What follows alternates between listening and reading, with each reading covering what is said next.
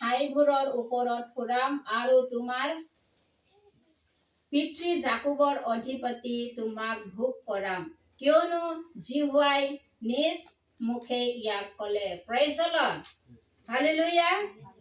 ঈশ্বৰৰ পবিত্ৰ বাক্যতে ইয়াতে লিখি কিনে ৰাখিছে যে পবিত্ৰ দিন না, আজি পবিত্ৰ দিন, তুমি যদি মোৰ পবিত্ৰ দিনা তোমাৰ কাৰ্য নকৰি বিশ্ৰাম দিনৰ পৰা তোমাৰ ভৰি আঁতৰোৱা কৈছে না। আজি আমি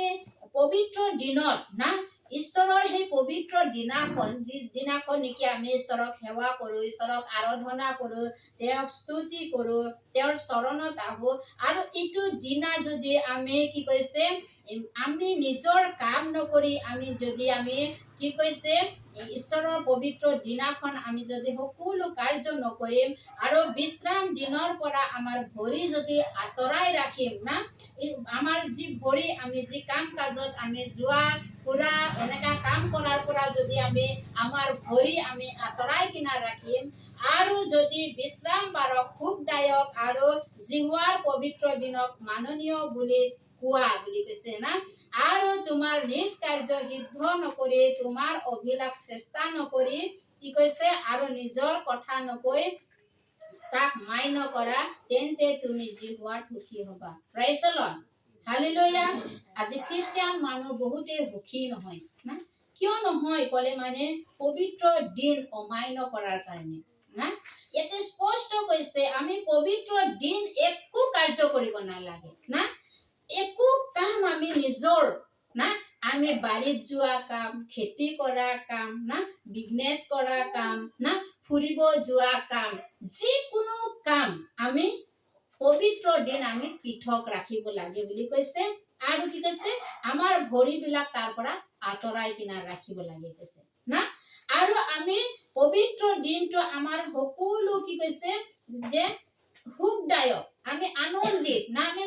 স্যাটাৰডে আমি কি কৈছে যে পবিত্ৰ দিন নাহাৰ আগতে আমি কি কৰিব লাগে যে আমি যুগুত হ'ব লাগে কৈছে না। আমাৰ যিমানখিনি কাম আছে আমি পবিত্ৰ দিন নহাৰ আগতে আমি তাক কমপ্লিটলি আমি শেষ কৰিবলৈ লাগে কৈছে না।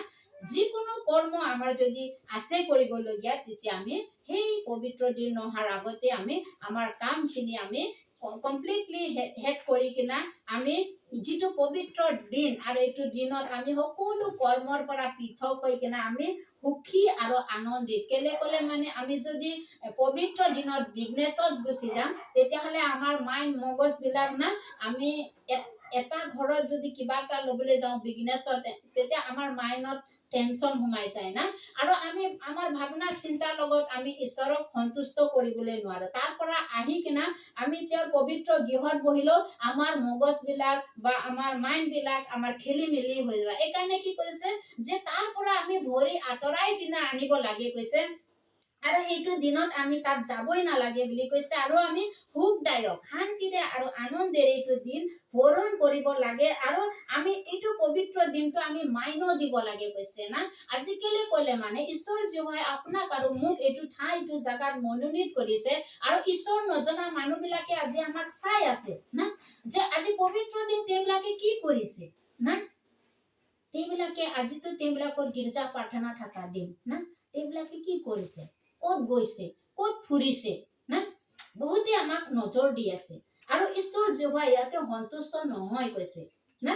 আৰু আমি তেওঁক অমান্য কৰা হয়। ইয়াতে কৈছে যে আমি পবিত্ৰ দিনটো মান্য দিব লাগে, সন্মান দিব লাগে, ৰেচপেক্ট কৰিব লাগে না, আৰু এইটো আমি নকৰি কিনা আমি বহুতে আমি কি কৰোঁ, নিজৰ কৰ্ম আমি কৰোঁ বা নিজৰ কাম কাজত আমি ব্যস্ত থাকোঁ, যে গীৰ্জাৰ টাইম নহাৰ আগতে মই বাৰীৰ পৰা কিছুমান কাম কৰি থৈ আহিম, মই বিজনেছৰ পৰা কিছুমান লেনদেন কৰি কিনা আহিম, বা মই আমুক জাগাত অলপ ফুৰি কিনা কাৰোবাৰ ঘৰত গৈ কিনা অলপ কথা বতৰা পাতি কিনা আহিম না, আমাৰ মাইণ্ড মগজবিলাক আমাৰ কি কৈছে সুখদায়ক নহয়। এইটোৰ কাৰণে কি কৈছে আমি সকলো সময়তে তাৰ পৰা ভৰি আঁতৰাই কিনা থাকিব লাগে, আৰু ভালকে ঈশ্বৰৰ সেৱা কৰিব লাগে কৈছে, আৰু তোমাৰ নিজ কাৰ্য সিদ্ধ নকৰি তোমাৰ অভিলাষ চেষ্টা নকৰি কৈছে। কেলে ক'লে মানে আমাৰ অভিলাষ, আমাৰ কি কৈছে লোভ, আৰু লোভৰ কাৰণেহে আমি বেছি সময়তে আমি ঈশ্বৰৰ আশীৰ্বাদৰ পৰা বঞ্চিত হওঁ আমি অভিলাষ কৰোঁ না মই টাইমটো মোৰ এনে যাব মই এনেহে আছোঁ না তাৰ আগতে মই এইটো কাম কৰি ল'ম না এনেকা কৈ পেলাই আমি নিজৰ অভিলাষ পূৰ্ণ কৰাৰ যোগেদি ঈশ্বৰক আমি সন্তুষ্ট কৰিবলৈ নোৱাৰোঁ বাইবেলতে স্পষ্টকৈ লিখিছে